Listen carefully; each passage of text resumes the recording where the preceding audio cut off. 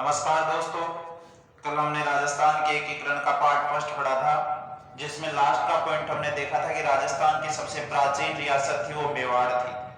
आज अपन देखेंगे कि एकीकरण के समय राजस्थान की जो सबसे नवीन रियासत थी वो कौन सी थी।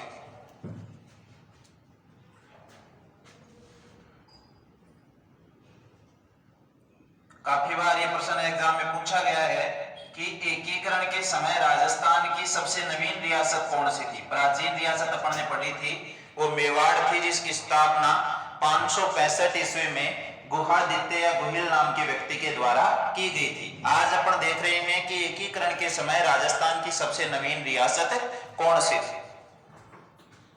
तो एकीकरण के समय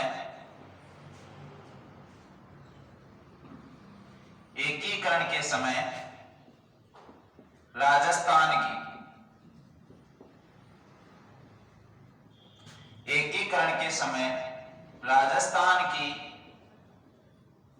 सबसे नवीन रियासत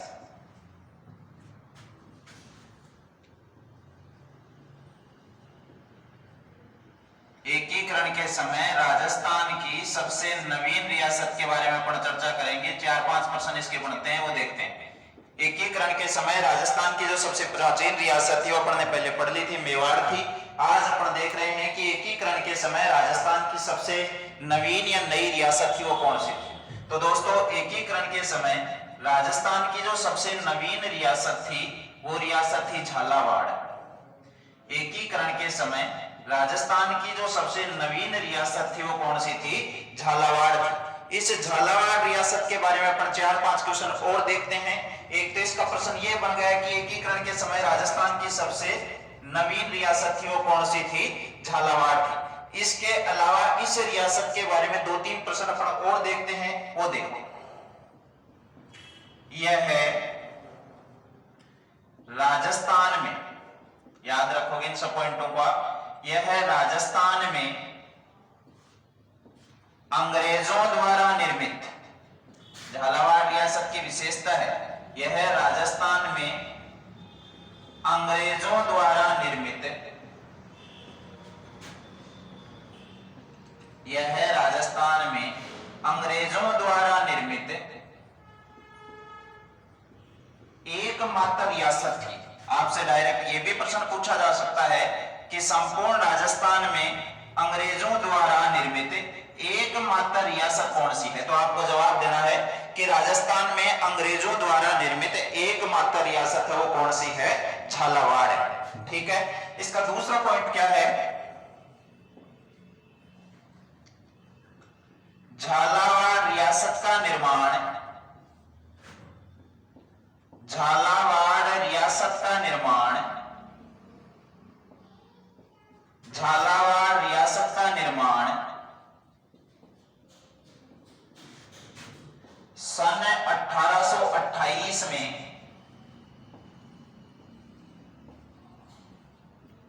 किया गया था। सेकंड पॉइंट ये है कि ये अंग्रेजों द्वारा निर्मित है। इसके अलावा इसका एक प्रश्न ये भी है कि इस रियासत का निर्माण कब हुआ था। आपको जवाब देना है झालावाड़ रियासत का निर्माण सन 1828 में किया गया था। इसका तीसरा पॉइंट क्या है दोस्तों? स्वतंत्र रियासत बनने से पूर्व, स्वतंत्र रियासत, एक एक पॉइंट को ध्यान से देखना है। स्वतंत्र रियासत बनने से पूर्व यह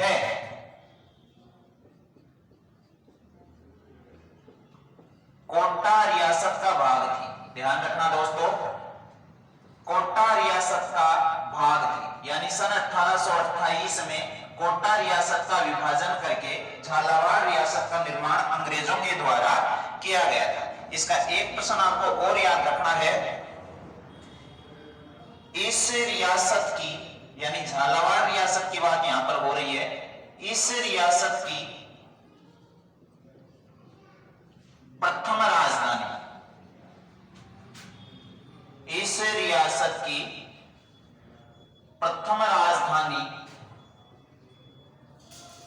झालरा पाटन थी। ये भी थोड़ा सा याद रखोगे कि झालावाड़ रियासत की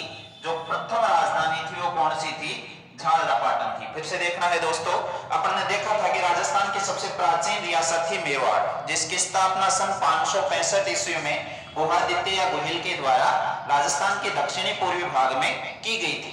इसके अलावा राजस्थान की जो सबसे नवीन रियासत है उसकी यहाँ पर चर्चा हो रही है कि एकीकरण के समय राजस्थान की सबसे जो नवीन रियासत थी वो कौन सी थी? झालावाड़ थी। इसके अलावा संपूर्ण राजस्थान में अंग्रेजों द्वारा निर्मित एकमात्र रियासत भी कौन सी थी? झालावाड़ थी। इसके अलावा ये इसके समय का प्रश्न भी पूछा जा सकता है कि अंग्रेजों द्वारा इस रियासत का निर्माण यानी झालावाड़ रियासत का निर्माण कब किया गया था? सन 1828 में किया गया था। इसका तीसरा प्रश्न ये भी बन सकता है कि स्वतंत्र रियासत बनने से पूर्व झालावाड़ रियासत थी, वो कौन सी रियासत का भाग थी? तो एक कोटा रियासत का भाग थी। इसके अलावा ये भी प्रश्न पूछा जा सकता है कि झालावाड़ रियासत की जो प्रथम राजधानी थी वो कौन सी थी? झालरा पाटन थी। ठीक है, इन सब प्रश्नों के अलावा इस झालावाड़ रियासत के बारे में अपन 2-3 प्रश्नों की चर्चा और करते हैं, वो भी यहां पर देखिएगा। इस रियासत की स्थापना, झालावाड़ रियासत की बात है, इस रियासत की स्थापना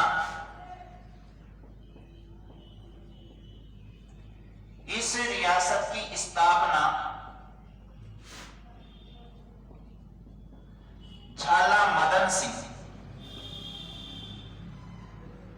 इस रियासत की स्थापना झाला मदन सिंह के द्वारा की गई थी। इस रियासत की स्थापना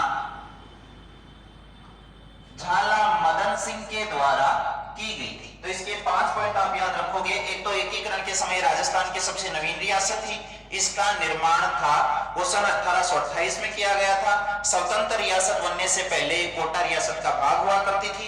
इसकी जो पहली राजधानी थी वो झालरा पाटन थी। और इसके अलावा इस रियासत का जो स्थापना है वो किसके द्वारा की गई थी? झाला मदन सिंह के द्वारा की गई थी। इसके अलावा दोस्तों झालावाड़ जो जिला है, वर्तमान में अपन यदि झालावाड़ जिले की कुछ विशेषताओं की बात करते हैं तो ध्यान रखना, जो झालावाड़ जिला है इसकी क्या क्या विशेषताएं हैं, ठीक है, वो यहाँ पर मैं नोट करता हूँ थोड़ा सा। इनके अलावा इस पे भी फोकस रखोगे कि झालावाड़ जिले की क्या क्या विशेषताएं बन रही है वर्तमान में। एक तो यह राजस्थान का सबसे आर्द्र जिला है। आपसे डायरेक्ट प्रश्न पूछ ले दोस्तों कि राजस्थान का सबसे आर्द्र जिला कौन सा है, तो आपको जवाब देना है कि राजस्थान का सबसे आर्द्र जिला है वो कौन सा है? झालावाड़। इसके अलावा सेकंड प्रश्न पूछ ले कि राजस्थान में सर्वाधिक वर्षा, ठीक है, कि राजस्थान में जो सर्वाधिक वर्षा होती है वो कहां पर होती है? आपको ये भी ध्यान रखना है कि राजस्थान में सर्वाधिक वर्षा होती है वो कहां पर होती है? झालावाड़ में होती है। इसके अलावा इसका तीसरा प्रश्न और भी बढ़ता है कि इस झालावाड़ जिले को संतरा उत्पादन के कारण राजस्थान का नागपुर भी कहते हैं। झालावाड़ जिले को संतरा उत्पादन के कारण राजस्थान का क्या कहते हैं? नागपुर भी कहते हैं। इसके अलावा ध्यान रखना, राजस्थान में जलीय दुर्ग का उदाहरण है और दुर्ग का नाम है गागरोन का दुर्ग। वो गागरोन का जो दुर्ग है वो भी कौन से जिले में स्थित है? झालावाड़ जिले में स्थित है। इसके अलावा ध्यान रखना, इस झालावाड़ जिले के बारे में एक विशेषता आपको और याद रखनी है दोस्तों, वो कौन सी?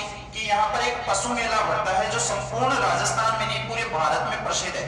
और उस पशु मेले का नाम है, 2 पशु मेले भरते हैं वो, एक गोमती सागर पशु मेला और एक जो पशु मेला यहाँ पर आयोजित होता है वो होता है चंद्रभागा पशु मेला।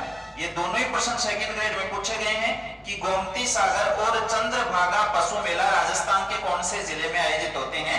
तो ध्यान रखना, ये दोनों पशु मेले हैं और राजस्थान के झालावाड़ जिले में आयोजित होते हैं। ये एकीकरण के अलावा बातें आपको याद रखनी है। फिलहाल अपने को देखना है कि एकीकरण के समय राजस्थान के सबसे नवीन रियासत पूछे झालावाड़, अंग्रेजों द्वारा निर्मित रियासत पूछे झालावाड़, समय पूछे 1828 और रियासत बनने से पहले किसका भाग थी? कोटा का भाग थी। और इसकी राजधानी क्या थी? झालरा पाटन थी। इसकी स्थापना किसने की थी? झाला मदन सिंह ने की थी। इसके अलावा याद रखोगे कि झालावाड़ है वो राजस्थान का सबसे आर्द्र जिला है। ध्यान रखना दोस्तों, राजस्थान का सबसे आर्द्र जिला झालावाड़ है। और यदि आपको राजस्थान का सबसे आर्द्र स्थान पूछ ले, राजस्थान का सबसे आर्द्र स्थान पूछ ले, तो स्थान विशेष की यदि बात करें तो वो है माउंट आबू। इसके अलावा राजस्थान में सर्वाधिक वर्षा यहीं पर होती है। इसे संतरा उत्पादन के कारण राजस्थान का नागपुर कहते हैं। जलीय दुर्ग का उदाहरण गागरोन इसी जिले में स्थित है। इसके अलावा गोमती सागर और चंद्रभागा पशु मेला यहाँ के सबसे प्रसिद्ध पशु मेले हैं। तो आप इनका थोड़ा सा स्क्रीनशॉट ले लीजिए।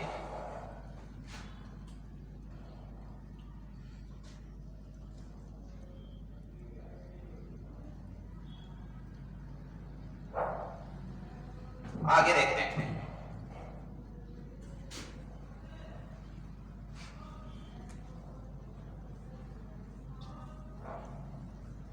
दोस्तों ये थी राजस्थान की सबसे नवीन रियासत झालावाड़, जिसकी अपन ने यहाँ पर चर्चा की।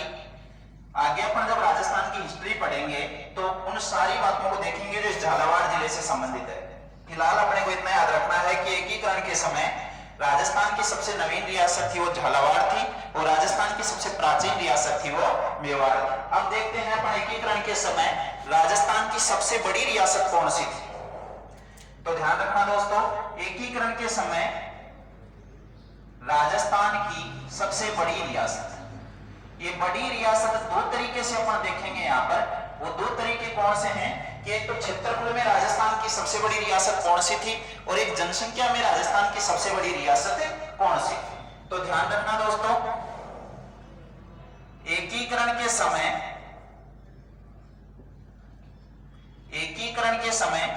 क्षेत्रफल में राजस्थान की जो सबसे बड़ी रियासत थी वो भी देखते हैं, और जनसंख्या में राजस्थान की जो सबसे बड़ी रियासत है वो भी देखते हैं। तो दोस्तों ध्यान रखना, एकीकरण के समय क्षेत्रफल की दृष्टि से, एकीकरण के समय क्षेत्रफल की दृष्टि से राजस्थान की जो सबसे बड़ी रियासत थी वो मारवाड़ थी। और ध्यान रखना, एकीकरण के समय जनसंख्या की दृष्टि से, एकीकरण के समय जनसंख्या की दृष्टि से जो राजस्थान की सबसे बड़ी रियासत थी वो कौन सी थी, जयपुर थी। एकीकरण के समय जनसंख्या की दृष्टि से राजस्थान की जो सबसे बड़ी रियासत थी दोस्तों वो कौन सी थी, जयपुर थी। और क्षेत्रफल में जो सबसे बड़ी रियासत थी वो कौन सी थी, मारवाड़ थी। आप दो बातों को और याद रखोगे, जो मारवाड़ रियासत थी इसका जो क्षेत्रफल था वो था 16,071 वर्ग मील। थोड़ा सा याद रखोगे कि एकीकरण के समय क्षेत्रफल की दृष्टि से सबसे बड़ी रियासत कौन सी थी, मारवाड़ थी। क्षेत्रफल था 16,071 वर्ग मील, जबकि जनसंख्या की दृष्टि से राजस्थान की सबसे बड़ी रियासत कौन सी थी उन दिनों में, जयपुर थी। दोस्तों एकीकरण के समय भी जयपुर रियासत की जो जनसंख्या थी वो कितनी थी, 30 लाख थी। वैसे वर्तमान में भी राजस्थान में जनसंख्या की दृष्टि से सबसे बड़ा जिला कौन सा है, जयपुर ही है। ठीक है, तो एकीकरण के समय राजस्थान में क्षेत्रफल की दृष्टि से सबसे बड़ी रियासत कौन सी थी, मारवाड़ थी, और जनसंख्या की दृष्टि से सबसे बड़ी रियासत कौन सी थी, जयपुर थी। दो चीजें और आपको आती हैं यहाँ पर, लेकिन आप याद रखोगे कि जो मारवाड़ रियासत है दोस्तों, जो मारवाड़ रियासत है उसमें राठौड़ वंश का शासन रहा है, और जो जयपुर रियासत है राजस्थान की, उस जयपुर रियासत में जो शासन रहा है वो कौन से वंश का रहा है, कछवाहा वंश का शासन रहा है। आगे जाकर अपन मारवाड़ रियासत की और भी कुछ विशेषताएं देखेंगे। ध्यान रखना दोस्तों, ये जो मारवाड़ रियासत है इसे वर्तमान में अपन जोधपुर कहते हैं, और एकीकरण के समय राजस्थान में जोधपुर और टोंक दो ऐसी रियासतें थी जो पाकिस्तान में मिलना चाहती थी। कहां मिलना चाहती थी, पाकिस्तान में। फिलहाल याद रखोगे कि एकीकरण के समय क्षेत्रफल की दृष्टि से राज्य की सबसे बड़ी रियासत कौन सी थी, मारवाड़ थी, और जनसंख्या में कौन सी थी, जयपुर थी। अब ये तो हो गई राजस्थान की सबसे बड़ी रियासत। अब अपन देखेंगे कि एकीकरण के समय राजस्थान में जो सबसे छोटी रियासत थी वो कौन सी थी। दोस्तों ये सारी बातें हैं, नॉर्मल सी बातें हैं, सभी को याद है, लेकिन जब तक अपन बेसिक नहीं पढ़ेंगे तब तक हमें आगे की बातों का पता नहीं लगेगा, याद नहीं होंगे। तो अपने को पहले बेसिक पढ़ना है। ये नॉर्मल बातें हैं, सबको आती है, लेकिन फिर भी इनका एक बार रिवीजन जरूरी है। तो सबसे बड़ी रियासत क्षेत्रफल में मारवाड़ हो गई, जनसंख्या में जयपुर हो गई। अब देखेंगे कि एकीकरण के समय राजस्थान की सबसे छोटी रियासत कौन सी थी। एकीकरण के समय राजस्थान की सबसे छोटी रियासत कौन सी थी। तो दोस्तों याद रखोगे, क्षेत्रफल और जनसंख्या में जो छोटी रियासत थी वो थी शाहपुरा। तो ध्यान रखना, एकीकरण के समय क्षेत्रफल प्लस जनसंख्या दोनों में ही जो सबसे छोटी रियासत थी दोस्तों वो शाहपुरा थी, और ये शाहपुरा वर्तमान में कहां पर है, भीलवाड़ा में है। ध्यान रखना, इस भीलवाड़ा को वस्त्र उत्पादन के कारण राजस्थान का मैनचेस्टर भी कहते हैं। भीलवाड़ा को वस्त्र उत्पादन के कारण राजस्थान का क्या कहते हैं? मैनचेस्टर कहते हैं। इसके अलावा ध्यान रखना, जो भारत का मैनचेस्टर है वो अहमदाबाद कहलाता है, जो गुजरात में है। राजस्थान का मैनचेस्टर भीलवाड़ा है, भारत का मैनचेस्टर है वो कौन सा है? अहमदाबाद है, जो कहां पर है? गुजरात में। दोस्तों इंग्लैंड का एक शहर है मैनचेस्टर, इंग्लैंड का एक शहर है, इंग्लैंड को ब्रिटेन भी कहते हैं, तो वहां का एक शहर है मैनचेस्टर, और वो मैनचेस्टर शहर है वो पूरे विश्व में वस्त्र उत्पादन के लिए प्रसिद्ध है, वस्त्र उत्पादन के लिए प्रसिद्ध है। जिस प्रकार ब्रिटेन में वस्त्र उत्पादन के लिए मैनचेस्टर प्रसिद्ध है, भारत में अहमदाबाद प्रसिद्ध है, इसलिए अहमदाबाद को भारत का मैनचेस्टर कहेंगे। और जिस प्रकार विश्व में मैनचेस्टर प्रसिद्ध है, भारत में अहमदाबाद प्रसिद्ध है वस्त्र उत्पादन में, उसी प्रकार राजस्थान में भीलवाड़ा है वो वस्त्र उत्पादन में बहुत ही प्रसिद्ध और बहुत ही आगे है, इसलिए भीलवाड़ा को राजस्थान का क्या कहते हैं? मैनचेस्टर कहते हैं। और यहीं की एक रियासत थी शाहपुरा, जो एकीकरण के समय राजस्थान की सबसे क्या थी? छोटी रियासत थी, चाहे वो आप क्षेत्रफल में देख लो चाहे आप जनसंख्या में देख लो। तो एकीकरण के समय राजस्थान की सबसे छोटी रियासत कौन सी थी? शाहपुरा भीलवाड़ा थी। इस शाहपुरा भीलवाड़ा के बारे में अपन 2-3 बातें और यहाँ पर देखेंगे। दोस्तों थोड़ा ध्यान रखना, थर्ड ग्रेड में जो मैं यहाँ का लिखने जा रहा हूं प्रश्न वो बार बार पूछा गया है, कौन सा? इसका पहला पॉइंट आपको याद रखना है, संपूर्ण राजस्थान में, संपूर्ण राजस्थान में, दोस्तों याद रखोगे, संपूर्ण राजस्थान में उत्तरदायी शासन, यही प्रश्न रीट में पूछा गया है। संपूर्ण राजस्थान में उत्तरदायी शासन की, संपूर्ण राजस्थान में उत्तरदायी शासन की स्थापना करने वाली,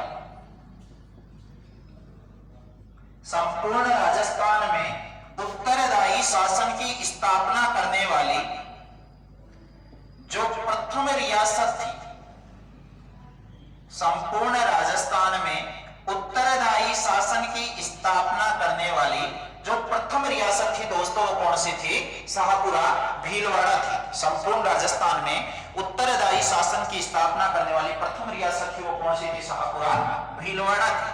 अब ध्यान रखना दोस्तों, जिस टाइम यहाँ पर उत्तरदायी शासन की स्थापना हुई वो यहाँ का शासक कौन था? आजकल एग्जाम में ऐसे प्रश्नों का ट्रेंड चल रहा है कि एक प्रश्न से जुड़े हुए 4-5 प्रश्न रहते हैं, उनको एग्जामिनर अक्सर पूछता है, जो मेन क्वेश्चन रहता है उसको नहीं पूछता, उससे रिलेटेड प्रश्न पूछता है। जैसे भी हाल ही में अपने राजस्थान पुलिस सब इंस्पेक्टर का एग्जाम लगा था, उसमें एक प्रश्न आया था, मैं उदाहरण बताता हूं आपको। अपने को सबको पता है कि राजस्थान में मुगलों की अधीनता स्वीकार करने वाला जो पहला शासक था दोस्तों वो भारमल था, ठीक है। राजस्थान में मुगलों की अधीनता स्वीकार करने वाला पहला शासक भारमल था। और ध्यान रखना दोस्तों, भारमल था वो आमेर का निवासी था, ठीक है। मुगलों की अधीनता भी इसी ने स्वीकार की, और ध्यान रखना मुगलों के साथ वैवाहिक संबंध भी इसी ने बनाए। तो एग्जाम में ना ही तो ये पूछा कि मुगलों की अधीनता स्वीकार करने वाला पहला शासक कौन था, ना ये पूछा कि मुगलों की अधीनता स्वीकार करने वाली राजस्थान की पहली रियासत कौन सी थी। उसने वंश का नाम पूछ लिया कि राजस्थान में मुगलों की अधीनता स्वीकार करने वाला पहला राजवंश कौन सा था। तो दोस्तों ये जो भारमल था ये कौन से वंश का था? कछवाहा वंश का था। तो मेन प्रश्न तो ये भारमल का था या रियासत का था, लेकिन एग्जामिनर ने प्रश्न उठा लिया राजवंश से। तो आजकल जो एग्जाम में प्रश्न आ रहे हैं वो मुख्य प्रश्न न पूछा जाकर उससे रिलेटेड अन्य प्रश्न पूछे जा रहे हैं। तो आपको ये पता जब चल गया कि राजस्थान में उत्तरदायी शासन की स्थापना करने वाली प्रथम रियासत थी वो कौन सी थी, सभी को पता है शाहपुरा थी। लेकिन यदि ये पूछ ले कि राजस्थान में उत्तरदायी शासन की स्थापना करने वाला पहला शासक कौन था, तो दोस्तों जब रियासत शाहपुरा थी तो शासक भी शाहपुरा का रहेगा। तो सेकंड अपना पॉइंट लिखेंगे कि कौन सा यहाँ का शासक था जिसने पहली बार उत्तरदायी शासन की क्या की थी? स्थापना। लिखेंगे शाहपुरा के शासक, शाहपुरा के शासक सुदर्शन देव ने। दोस्तों ये प्रश्न है जब पहली बार, ध्यान रखना दोस्तों ये जो थर्ड ग्रेड का एग्जाम था ये 2004 में हुआ था, ठीक है। उस टाइम ये प्रश्न आया हुआ है, थोड़ा सा याद रखोगे। शाहपुरा के शासक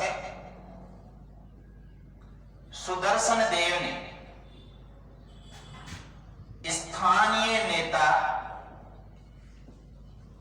शाहपुरा के शासक सुदर्शन देव ने स्थानीय नेता शाहपुरा के शासक सुदर्शन देव ने स्थानीय नेता गोकुललाल असावा, नाम थोड़ा याद रखोगे, गोकुललाल असावा के नेतृत्व में शाहपुरा के शासक सुदर्शन देव ने स्थानीय नेता गोकुललाल असावा के नेतृत्व में प्रथम उत्तरदायी सरकार की स्थापना की। प्रथम उत्तरदायी सरकार की स्थापना की। दोस्तों टॉपिक बेशक लंबा हो सकता है, लेकिन अपने को इससे जुड़ी हुई सभी बातों को ध्यान में रखते हुए पढ़ना है। तो दो प्रश्न यहां पर बन रहे हैं। कौन सा बना पहला? एक तो एकीकरण के समय राजस्थान की सबसे छोटी रियासत थी, वो कौन सी थी? दोस्तों शाहपुरा थी, जो वर्तमान में भीलवाड़ा में है। इसके अलावा इससे जुड़ी हुई और भी दो तीन बातें यहां पर अपन देख रहे हैं। वो कौन सी? कि संपूर्ण राजस्थान में उत्तरदायी शासन की स्थापना करने वाली प्रथम रियासत कौन सी थी? शाहपुरा थी। राजस्थान में उत्तरदायी शासन की स्थापना करने वाला पहला शासक सुदर्शन देव था, जो कहां का शासक था? शाहपुरा का। और दोस्तों जो तीसरा नाम यहां पर आ रहा है गोकुललाल असावा, इससे रिलेटेड प्रश्न भी ऐसे बन सकता है कि राजस्थान में जो शाहपुरा रियासत है वहां पर पहली उत्तरदायी सरकार का गठन है वो किसके नेतृत्व में हुआ था? तो उसका जवाब है गोकुललाल असावा। इनके नेतृत्व में पहली बार यहाँ पर उत्तरदायी सरकार की दोस्तों क्या हुई थी? स्थापना हुई थी। तो इन सब बातों को आपको याद रखना है, ध्यान रखना। एकीकरण के समय सबसे प्राचीन रियासत मेवाड़, सबसे नवीन रियासत पूछे झालावाड़, और सबसे बड़ी क्षेत्रफल में पूछे मारवाड़, और क्षेत्रफल में सबसे छोटी पूछे क्षेत्रफल में सबसे छोटी पूछे शाहपुरा, जनसंख्या में सबसे बड़ी पूछे जयपुर 30 लाख जनसंख्या थी, और जनसंख्या में सबसे छोटी पूछे शाहपुरा थी। लगभग 16,000 के करीब यहाँ के उन दिनों में क्या थी? जनसंख्या थी। उत्तरदायी शासन की स्थापना यहीं पर हुई थी। इसके अलावा ध्यान रखना गोकुललाल असावा के नेतृत्व में पहली उत्तरदायी सरकार का यहाँ पर गठन होता है, और सुदर्शन देव तब यहाँ के क्या थे? शासक। दोस्तों ध्यान रखना, आजादी तक, ठीक है, आजादी तक राजस्थान की सभी रियासतों में उत्तरदायी शासन की स्थापना हो चुकी थी। उत्तरदायी शासन का मतलब क्या होता है? ऐसा शासन जिसमें राजा या शासक अपने द्वारा किए गए कार्यों की जिम्मेदारी लेता है, अच्छे बुरे कार्यों की क्या लेता है? जिम्मेदारी लेता है, वो उत्तरदायी शासन होता है। ध्यान रखना दोस्तों, राजस्थान में प्रजामंडलों की स्थापना का भी जो उद्देश्य था वो क्या था? उत्तरदायी शासन की स्थापना करना था। यह भी प्रश्न पूछा गया है पटवारी में कि राजस्थान में प्रजामंडलों की स्थापना का प्रमुख उद्देश्य क्या था? जवाब देना है उत्तरदायी शासन की स्थापना करना। तो ध्यान रखना दोस्तों, आजादी तक राजस्थान की लगभग सभी रियासतों में उत्तरदायी शासन की स्थापना हो चुकी थी, लेकिन राजस्थान की एक रियासत ऐसी थी जिसमें कभी भी उत्तरदायी शासन की स्थापना नहीं हुई। तो यह प्रश्न बन सकता है कि राजस्थान की पहली रियासत जहां पर उत्तरदायी शासन की स्थापना हुई, जवाब देना है शाहपुरा। लेकिन राजस्थान की ऐसी रियासत जहां पर कभी भी उत्तरदायी शासन की स्थापना नहीं हुई, दोस्तों उस टाइम आपको जवाब देना है जैसलमेर। राजस्थान की एकमात्र रियासत जहां पर कभी भी उत्तरदायी शासन की स्थापना नहीं हुई, जवाब क्या देना है? जैसलमेर जवाब देना है। तो इसको थोड़ा सा आप ध्यान में रखोगे कि राजस्थान की सबसे छोटी रियासत कौन सी थी।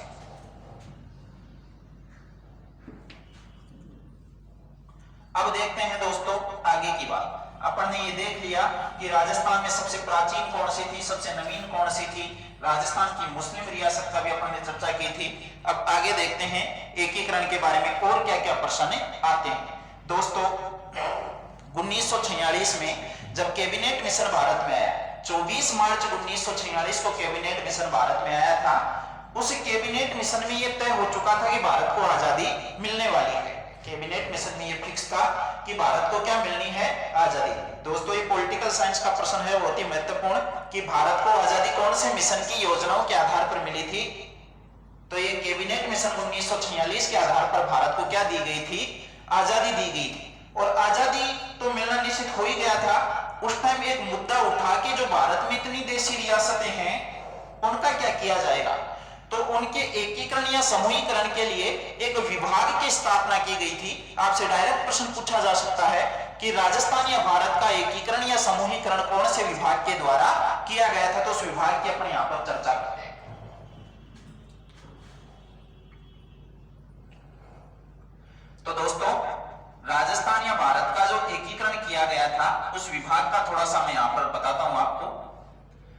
एक डायग्राम बना लेंगे अपन। सबसे पहले देखेंगे अपन विभाग का नाम, ठीक है। फिर दोस्तों अपन देखेंगे विभाग की स्थापना। जब अपन बड़े टॉपिक को छोटे छोटे भागों में बांटकर पढ़ेंगे याद हो जाएगा तुरंत। तो राजस्थान या भारत का जो एकीकरण था वो किसके कौन से विभाग के द्वारा किया गया था, स्थापना कब हुई थी, ठीक है। अगला पॉइंट बनता है दोस्तों, इस एकीकरण क्या जो किया गया था जिस विभाग के द्वारा उसका अध्यक्ष कौन था दोस्तों, उसका सचिव कौन था। इन सब बातों को अपने को याद रखना है। तो ध्यान रखना दोस्तों, जो एकीकरण किया गया था वो कौन से विभाग के द्वारा किया गया था। तो दोस्तों भारतीय राजस्थान का जो एकीकरण किया गया था वो किया गया था रियासती विभाग के द्वारा। थोड़ा सा याद रखोगे कि भारत या राजस्थान के एकीकरण का श्रेय कौन से विभाग को जाता है, रियासती विभाग को जाता है, ठीक है। फिर दोस्तों रियासती विभाग की स्थापना का समय आपसे एग्जाम में पूछा जा सकता है। तो दोस्तों रियासती विभाग की जो स्थापना हुई वो हुई 5 जुलाई 1947, ठीक है। इस रियासती विभाग को यह जिम्मा दिया गया था कि भारत की आजादी से पूर्व, दोस्तों 5 जुलाई को स्थापित, आजादी मिली 15 अगस्त को, तो इस विभाग को यह जिम्मेदारी दी गई थी कि आजादी से पूर्व आपको कैसे भी अखंड भारत का क्या करना है, निर्माण करना है। तो रियासती विभाग की स्थापना हुई 5 जुलाई 1947 को। दोस्तों अध्यक्ष के बारे में आपसे एग्जाम में बार बार क्वेश्चन पूछे जाते हैं, याद रखोगे रियासती विभाग का अध्यक्ष कौन था, सरदार वल्लभ भाई पटेल। सरदार वल्लभ भाई पटेल, ध्यान रखना दोस्तों, सरदार वल्लभ भाई पटेल को राजस्थान या भारत में एकीकरण का जनक या एकीकरण का पिता भी मानते हैं। आज हम जो अखंड भारत देख रहे हैं दोस्तों, ध्यान रखना वो सरदार वल्लभ भाई पटेल की ही देन है। इसलिए इनको एकीकरण का क्या कहते हैं, पिता कहते हैं।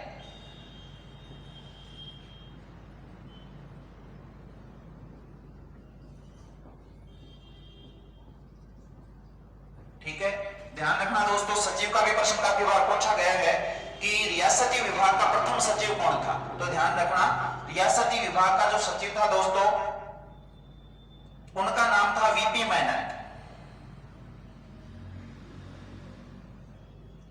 रियासती विभाग का दोस्तों जो सचिव था उस सचिव का नाम था वीपी मेनन। दोस्तों इन वीपी मेनन साहब का पूरा नाम एग्जाम में पूछा गया है। इनका जो ये दक्षिणी भारत के थे, वीपी मेनन था वो दक्षिणी भारत के थे। और ध्यान रखना इनका नाम भी थोड़ा लंबा है, अटपटा है, तो इनका पूरा नाम याद रखोगे आप। इनका पूरा नाम था राय बहादुर। जो रियासती विभाग के सचिव थे वीपी मेनन, उनका नाम था राय बहादुर वापल्ला, राय बहादुर वापुल्ला पगुनी मेनन। इनका पूरा नाम था राय बहादुर वापल्ला पगुनी मेनन। तो आप थोड़ा सा याद रखोगे कि भारत या राजस्थान का जो एकीकरण किया गया था दोस्तों वो कौन से विभाग के द्वारा किया गया था। आपको जवाब देना है रियासती विभाग। तो थोड़ी सी इसकी विशेषताएं आप बोर्ड पर देखें एक बार।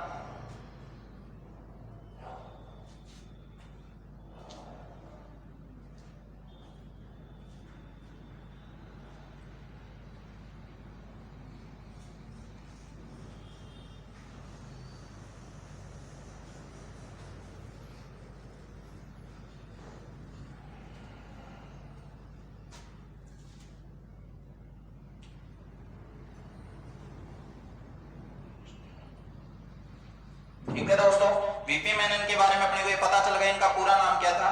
दो बातें और आपको याद रखनी है। इनके द्वारा एक पुस्तक लिखी गई थी, वीपी मेनन के द्वारा एक पुस्तक लिखी गई थी। पुस्तक का नाम भी आपको याद रखना है, द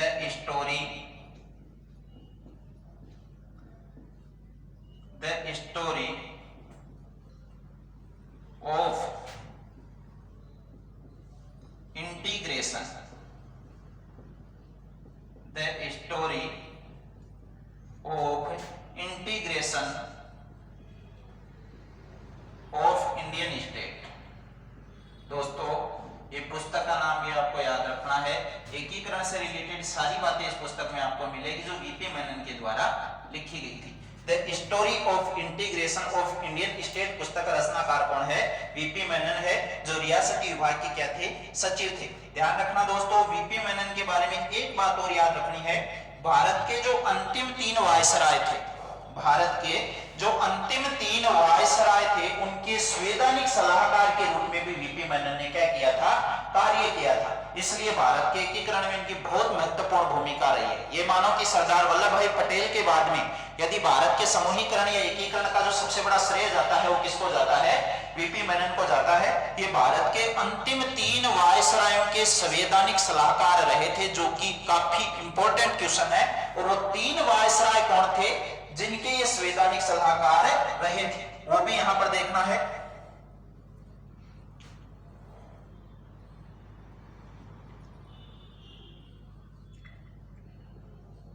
ध्यान रखना दोस्तों, जिन 3 वायसरायों के वीपी मेनन संवैधानिक सलाहकार रहे थे, उनके नाम आपको मैं यहां पर बता देता हूं, याद रखोगे थोड़ा सा।